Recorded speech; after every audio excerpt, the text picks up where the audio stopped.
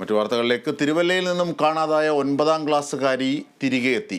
കുട്ടി തിരുവല്ല പോലീസ് സ്റ്റേഷനിൽ ഹാജരാവുകയായിരുന്നു. കുട്ടിയെ കടത്തിക്കൊണ്ടുപോയ ആൺ സുഹൃത്തുക്കൾ പിടിയിലായി. വിവരങ്ങളുമായി സന്തോഷ് ചേരുന്നു. സന്തോഷ്, എങ്ങനെയാണ് ഈ കുട്ടിയെ കൊണ്ടുപോകുന്നത്? ബസ്സിലെ CCTV ദൃശ്യങ്ങൾ അടക്കം നേരത്തെ പുറത്തു വന്നതാണ്.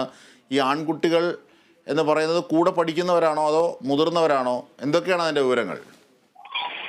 അജിംഷാദ്, വെള്ളിയാഴ്ച രാവിലെ സ്കൂളിൽ പരീക്ഷയ്ക്കായി പോയ കാവുഭാഗ സ്വദേശിയായ പെൺകുട്ടിയാണ് പിന്നീട് ഏറെ വൈകിയും സ്കൂളിൽ നിന്ന് തിരിച്ച് വീട്ടിലെത്താതെ വരികയും മാതാപിതാക്കൾ പോലീസിൽ പരാതി നൽകുകയും ചെയ്തത്. ഈ കുട്ടിയെ അന്ന് തന്നെ ഒരു CCTV ദൃശ്യം പുറത്തു വന്നിരുന്നു. സ്കൂളിൽ നിന്ന് ഈ കുട്ടി പോകുന്നത് രണ്ട് സുഹൃത്തുക്കളുടെ കൂടെ, രണ്ട് ആൺകുട്ടികളുടെ കൂടെ പോകുന്ന ഒരു ദൃശ്യം പുറത്തു വന്നിരുന്നു. പിന്നീട് പോലീസ് ഈ വിഷയത്തിൽ കാര്യമായ ഒരു അന്വേഷണം നടത്തി. പക്ഷേ ഈ കുട്ടിയെ കണ്ടെത്താനായില്ല. ഒടുവിൽ ഇന്നലെ ഈ കുട്ടിയെ സംബന്ധിച്ച് എന്തോ വിവരം പോലീസിന് ലഭിച്ചതായി പറയുന്നു. പക്ഷെ ഇന്ന് വെളുപ്പിന് 4 മണിയോടുകൂടി ഈ പെൺകുട്ടിയെ തിരുവല്ല പോലീസ് സ്റ്റേഷന് സമീപത്ത് എത്തിച്ചിട്ട് യുവാവ് മുങ്ങുകയായിരുന്നു.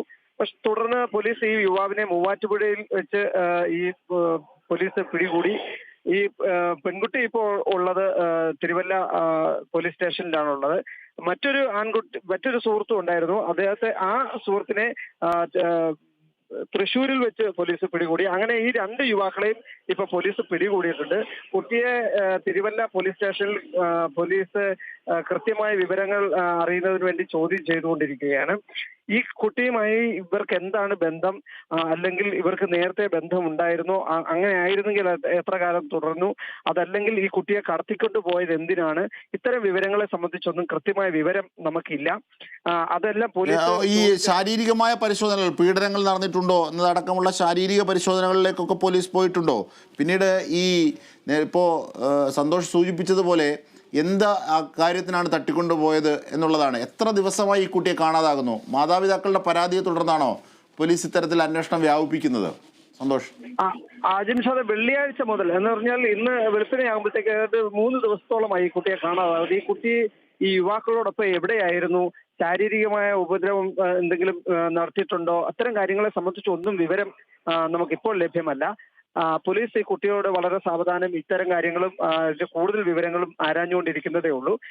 എന്തായാലും ഈ യുവാക്കൾക്ക് എത്ര കാലമായി ഈ കുട്ടിയുമായി ബന്ധമുണ്ടെന്നോ അല്ലെങ്കിൽ ഏത് സാഹചര്യത്തിലാണ് കടത്തിക്കൊണ്ട് പോയത് ഉള്ളതിനെ സംബന്ധിച്ചൊന്നും ആ നിലയിൽ വിവരമില്ല. ഇന്നലെ പോലീസ് ഈ യുവാക്കളോടൊപ്പം കുട്ടി ഒരു ബസ്സിൽ കയറി പോരുന്ന ഒരു CCTV ദൃശ്യം മാധ്യമങ്ങൾക്ക് അടക്കം തരികയുണ്ടായി.